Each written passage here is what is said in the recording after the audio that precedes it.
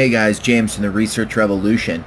UFO expert found dead days after texting Mom, your boy's in trouble. If anything happens to me, investigate. Dad of two, Max Spires, was found dead on a sofa days before he was meant to give a talk about conspiracy theories and UFOs. Max Spires, 39, a father of two boys, was found dead on a sofa in Portland, where he had gone to give a talk about conspiracy theories and UFOs. He was ruled to have died from natural causes despite no post-mortem examination being carried out on his body. But his dark investigations into UFOs and the government cover-ups may have made him enemies were enemies that he wanted him dead, says Mother Vanessa Bates, 63. Now, he texted his mom just days before, if anything happens to me, investigate. Okay, and a chilling text to his mom just days before, Max wrote, your boy's in trouble. If anything happens to me, investigate.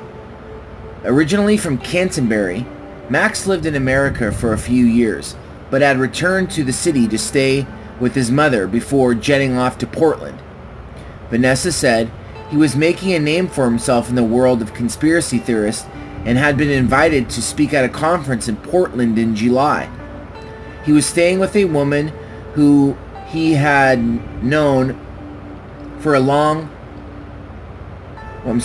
He was staying with a woman who he had not known for long, and she told me how she found him dead on the sofa. But I think Max had been digging in some dark places, and I fear that somebody wanted him dead. Max made a career out of investigating UFO sightings and alleged cover-ups. More recently, he was said to be probing into the lives of well-known figures in politics, business, and entertainment. Yeah, that'll get you killed. His unexplained death and its subsequent treatment by the authorities had left many online followers convinced he was killed by government agents. Conspiracy theorists have long been convinced that UFO chasers who get too close to the truth are bumped off by Secret Service or so-called Men in Black. On one website called Project Camelot, a blogger wrote, the entire circumstances are suspicious, and I urge everyone to encourage the release of details about what really happened and call for an autopsy. Doesn't his mom have the right to do that? Well, I don't understand why there's no autopsy. Another, Greg Hewlett, added, if it wasn't true what he talks about, then why would they kill him? Healthy people just don't get sick and die. They get poisoned. Mom, Vanessa, an English teacher, also buys into the theories. She said Max was a very fit man who was in good health, and yet he apparently just died suddenly on a sofa. All I have is a death certificate from the Polish authorities that it was from natural causes, but no post-mortem was done, so how can they tell that? They are also refusing to release any paperwork about it to me because, absurdly, I don't have his written permission. Max was buried in Canterbury Cemetery after his mother arranged to have his body flown home a week after his death.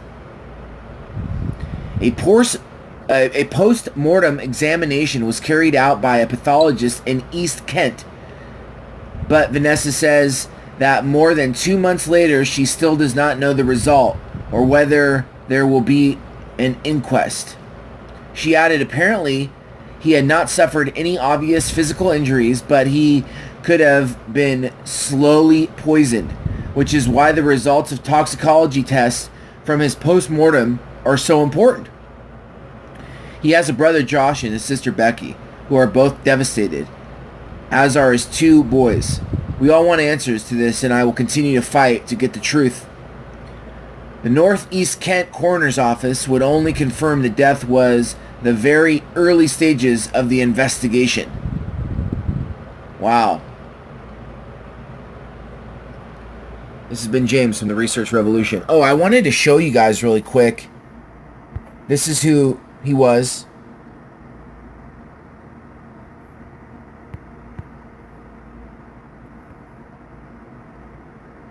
All right.